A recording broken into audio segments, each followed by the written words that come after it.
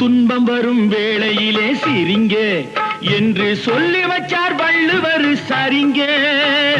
துன்பம் வரும் வேளையிலே சிரிங்க என்று சொல்லி வச்சார் வள்ளுவர் சரிங்க. பாம்பு வந்து கடிக்கையில் பாழு உடல் துடிக்கையில் யார் முகத்தில் பொங்கி வரும் சிரிப்பு. இது கீழ்புறத்தில் இனிப்பு மேல்புறத்தில் கசப்பு.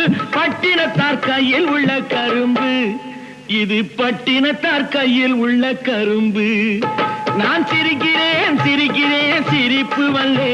நான் அழுகிறேன் அழுகிறேன் அழுகே வல்லே.